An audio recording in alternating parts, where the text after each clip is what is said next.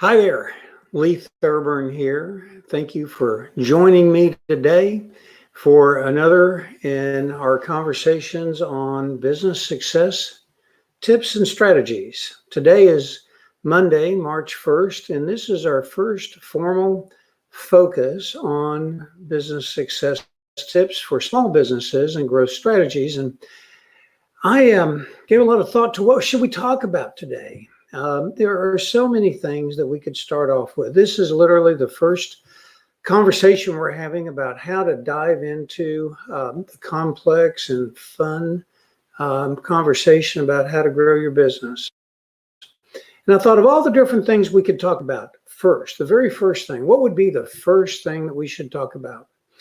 And different things came to my mind. One of them was how to build a pipeline. Another is, who is your customer? I mean, probably nothing is more important than, or very few things as important as knowing with crystal clarity who your customer is.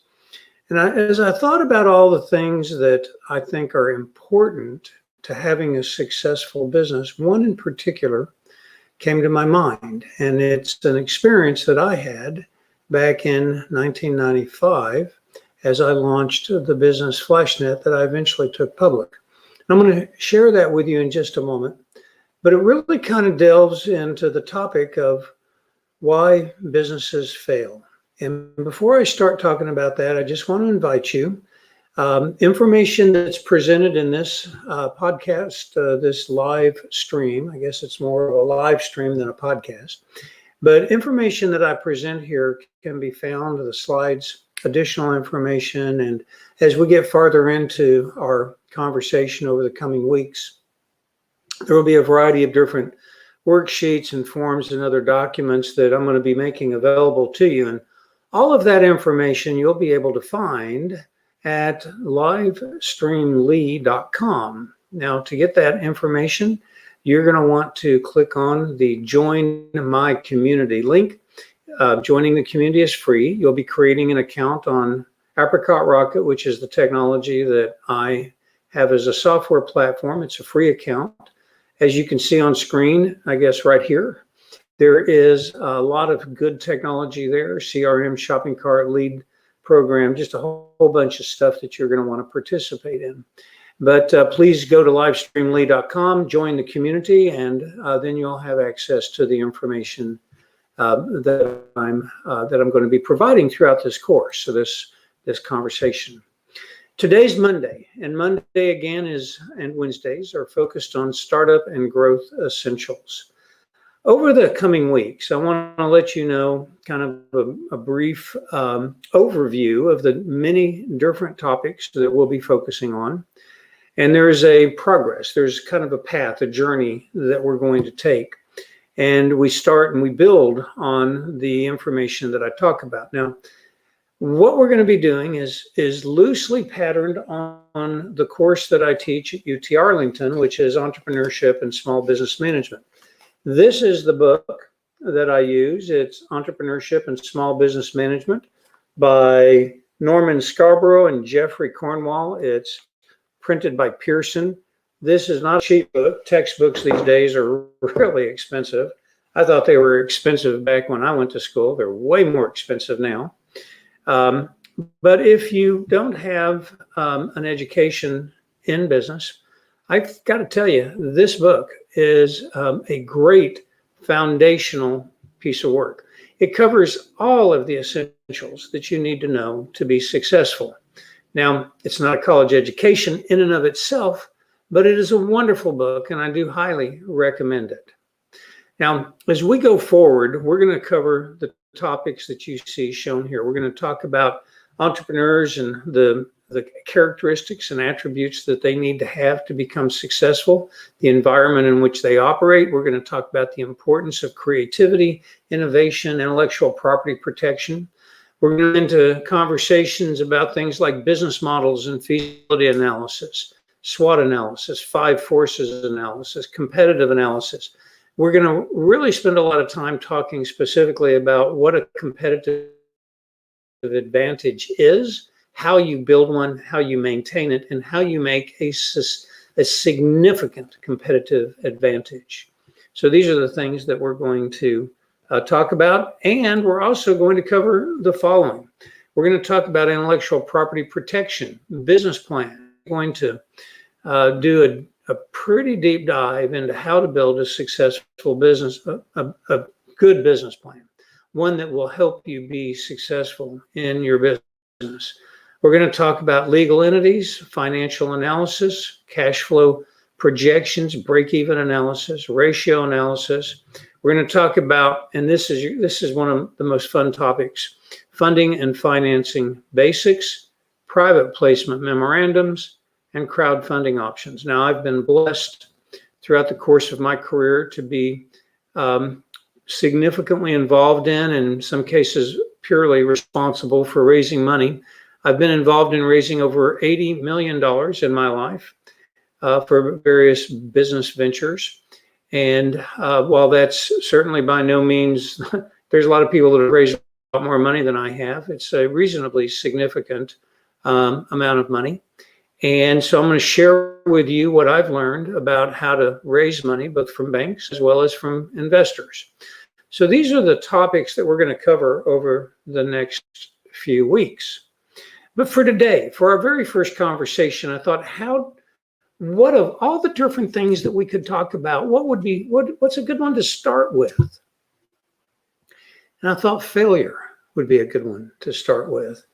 Now, there are so many different ways you can weave things together. I think failure is one of those things that nobody really likes to think about and talk about, but the reality is a lot of businesses fail. In fact, about 50% of businesses fail within 5 years. It actually, I think the exact statistics are that 1/3 of all businesses fail in 2 years. 2/3 of all businesses fail in 5 years. And after 10 years, only 25% of the businesses that were started are still going. That's an incredible number. Failure is something that you have to confront and you have to understand that it happens if you're going to be an entrepreneur. I like to equate being an entrepreneur to snow skiing. You know, when you first learn to snow ski, and I haven't skied in many years, but I do remember learning, and I remember falling down a lot. You know, you're not going to get better as a snow skier, as an ice skater, as a roller skater, riding a bicycle. Everything that's important that you do in your life, whether it's fun or business, involves trial and error, experimentation, and learning. And learning comes with failure. And it's absolutely true that some of the best lessons you're going to learn are going to be lessons you learned as a result of failure. Now, failure is one of those things that if you pick yourself back up and you try again, you're really not a failure. It was a temporary setback. But in the realm of business, failure occurs for a whole lot of reasons. And I thought it would be appropriate as we start our journey to look first at failure and think about what some of the causes of failure are so that we can avoid them. And so if you do some research, you're going to find that the list that I have right here is a pretty good list of the reasons businesses fail. Top of the list is running out of money. Now, you can run out of money for a lot of sort of specific reasons, generally because you didn't raise enough to begin with, or you didn't have enough when you began the business. So top of the list is running out of money. Kind of related to that, a lot of these things relate to money, but poor planning, not doing a good plan. Basically, what that means is you didn't plan to have enough money, or you planned incorrectly and you ran out of money before your business got to the point that it was generating enough cash to be able to sustain itself. Other reasons include things like lack of leadership, lack of vision. Now, that's kind of one and the same, but a little bit different focus. Leadership means that the leader doesn't lead the right way, and lack of vision means that not only does the leader not go after the right target, but can't get the rest of the team to pull in the same direction. Not focused, being not sure of what it is your actual problem that you solve is, and who has the problem. I mean, there's a lot of things related to not being focused, being inefficient, wasteful, spending money on stuff that you shouldn't be spending money on. There's this misconception that entrepreneurs are risk-oriented and they spend a lot of money on things like gumball machines and foosball tables, and that's not true. But still, being inefficient in how you execute on your business. A big problem is not asking for help. You know, as entrepreneurs, you often are kind of in your own little bubble.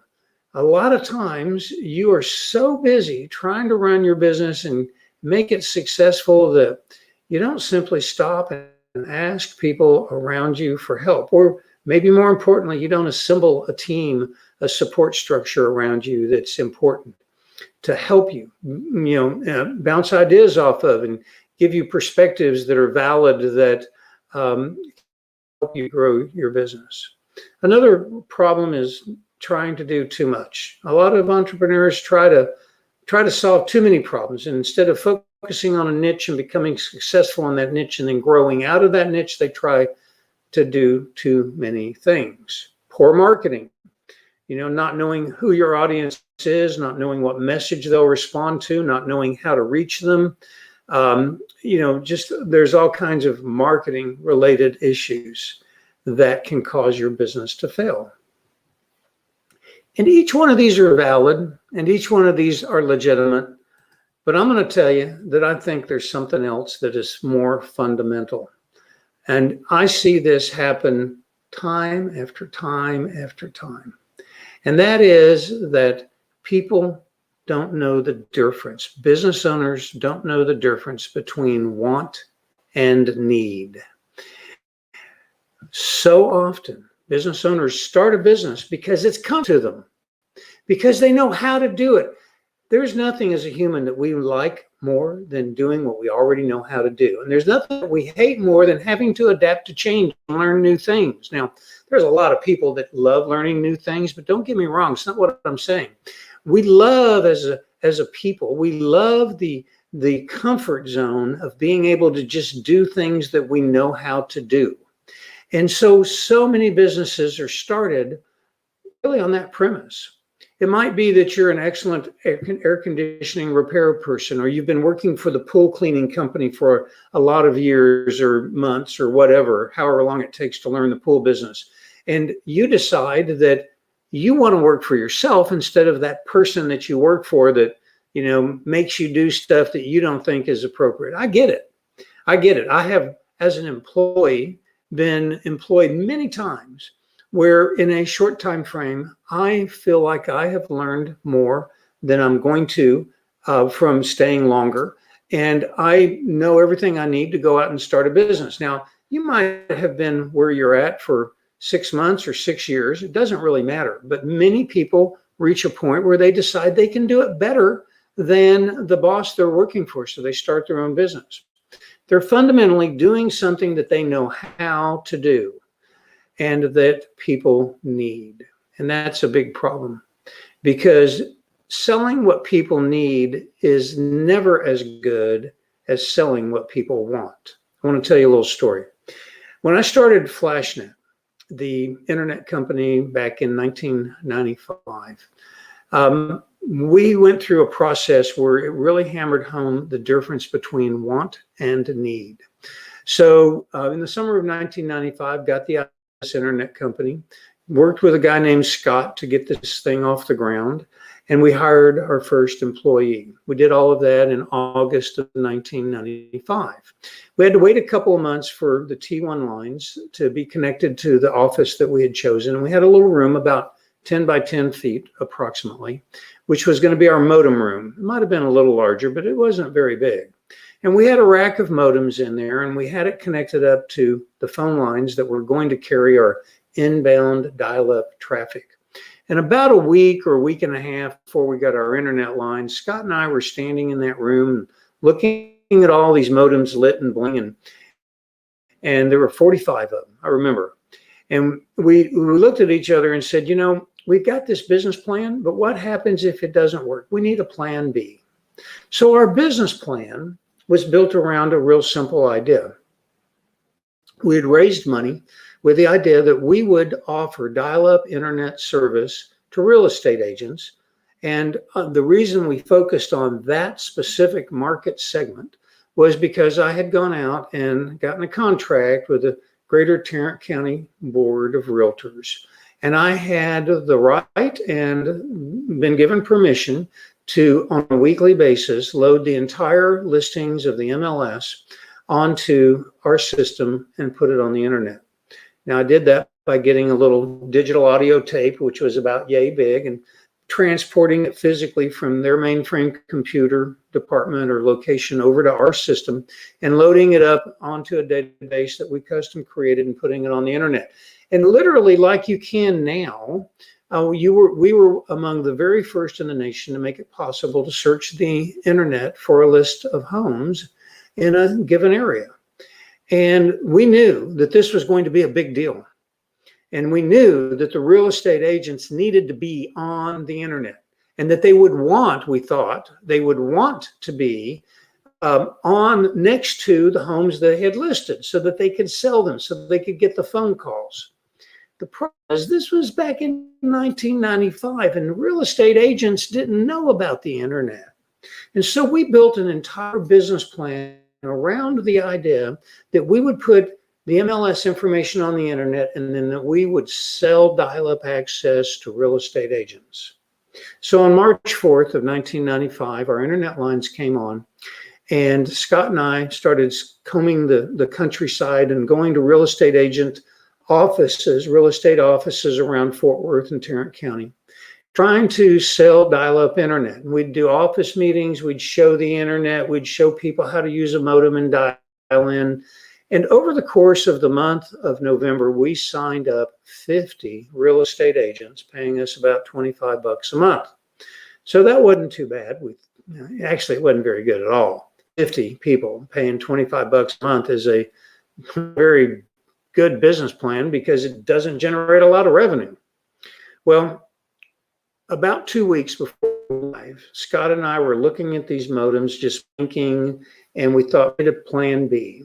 So I went out in the course of about 2 weeks, and I went to a bunch of different computer stores around the Fort Worth and Tarrant County area.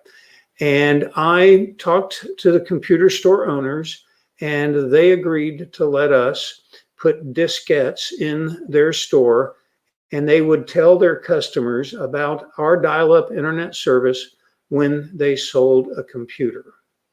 And as a result, over the course of the month of November, we had 5 stores that we got that agreement with. And those 5 stores sold 200 dial-up internet accounts.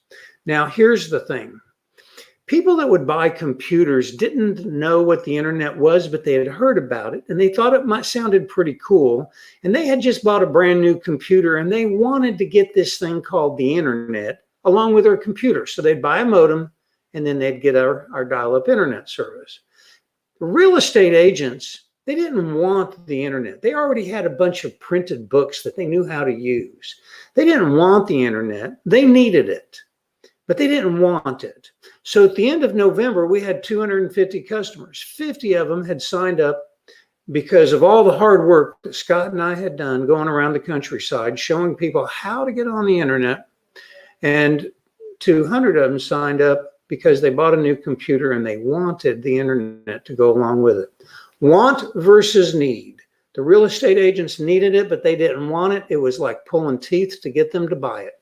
The consumers, the computer buyers, wanted it, but they didn't need it. There wasn't enough going on the internet to be useful, worthwhile. It was a toy at that point in time. A very interesting toy, but it wasn't really anything that you needed to do business with.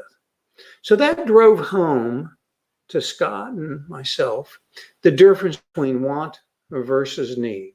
Another illustration, and this might hit a little. You need nutritious food. Your body needs green vegetables, and it needs fiber, and it needs all phytonutrients. And so you need to eat healthy. But what you want is a McDonald's or a cheeseburger of some sort, or a bunch of French fries. And so what do people buy? Well, buy what they need. Most of them buy what they want. Now, how big of a market do you want to have for your business? Do you want to sell what people want, or do you want to sell what they need?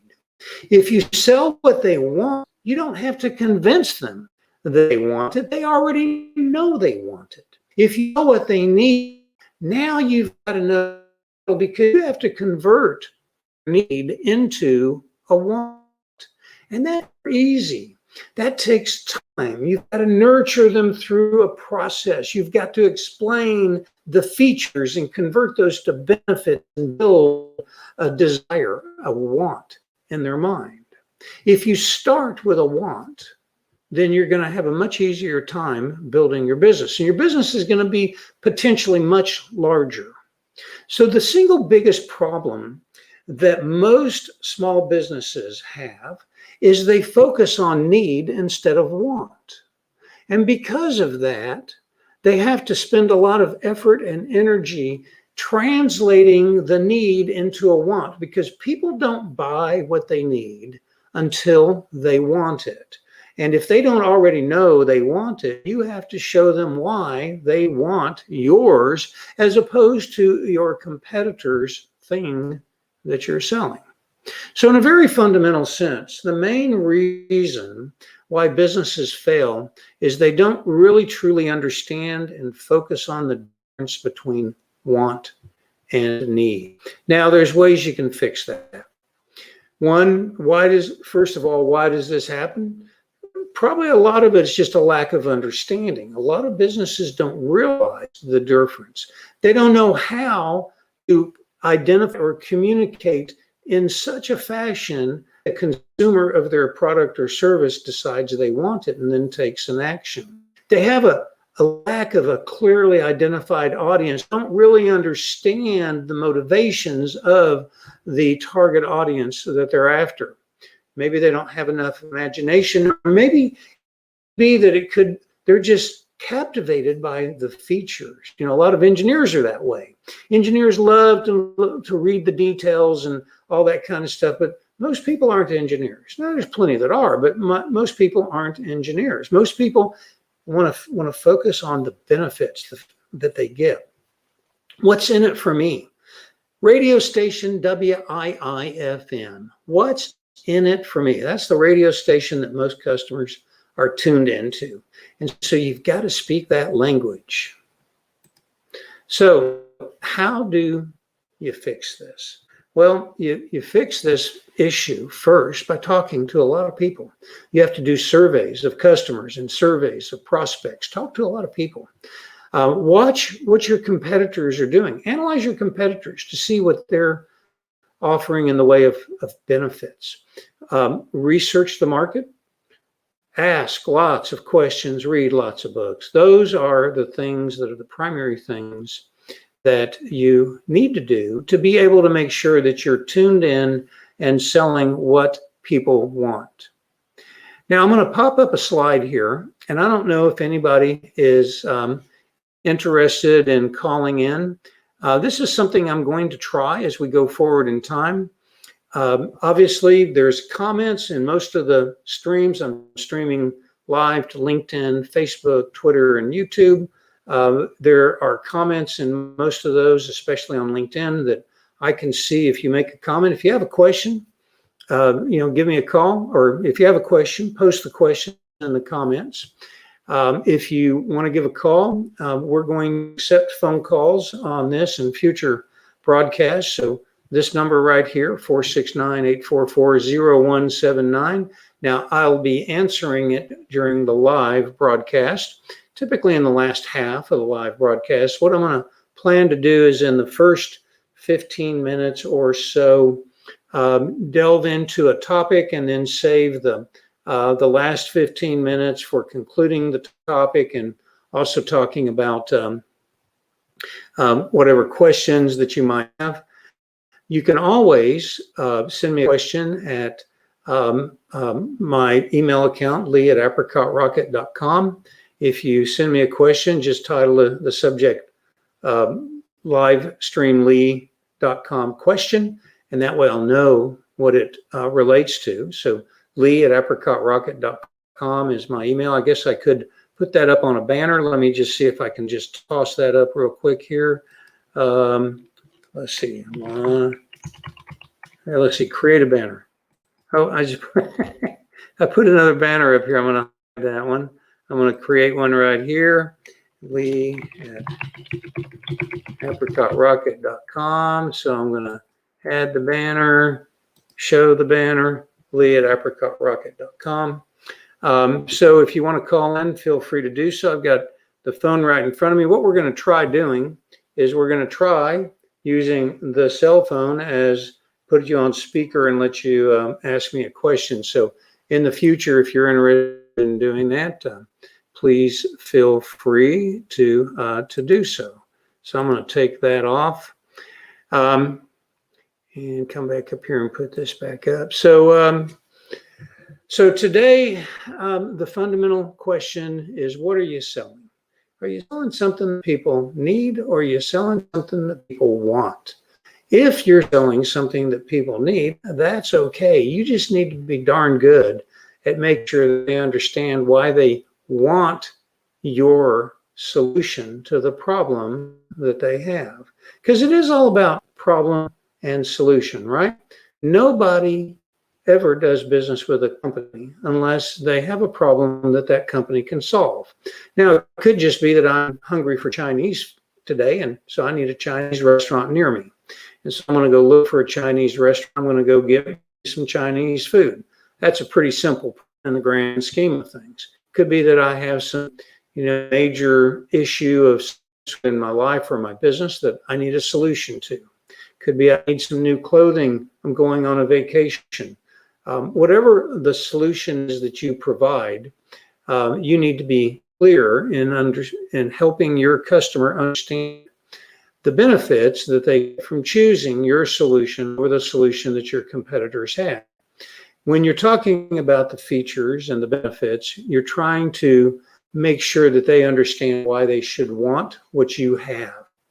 But if you're lucky enough to be able to tap into want right from the very get-go, so that people, oh, wow, she has what I want, then you're going to get a much better result. And to some degree, and what we're also going to talk about here is the holy grail of marketing. The holy grail of marketing is when your customer says, oh, wow, holy cow, that's amazing. I want that, and I'm going to tell my friends about it. I can't believe how cool that is. That's the holy grail of marketing. When you can get to that point, not only are you going to have a successful business, but you're going to have a business that's going to grow at a rampant rate. All right.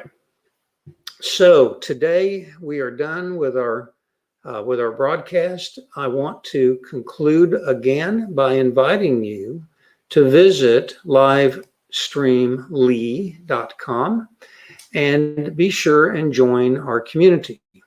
It is free. You get a powerful set of digital marketing tools, a CRM with marketing automation, email and text message marketing, which can be automated, shopping cart, a leads program. There's just a whole variety of things that you can get. They're fully integrated, and that makes it really easy for you to be able to apply advanced digital marketing tools and technology to your business. livestreamlee.com.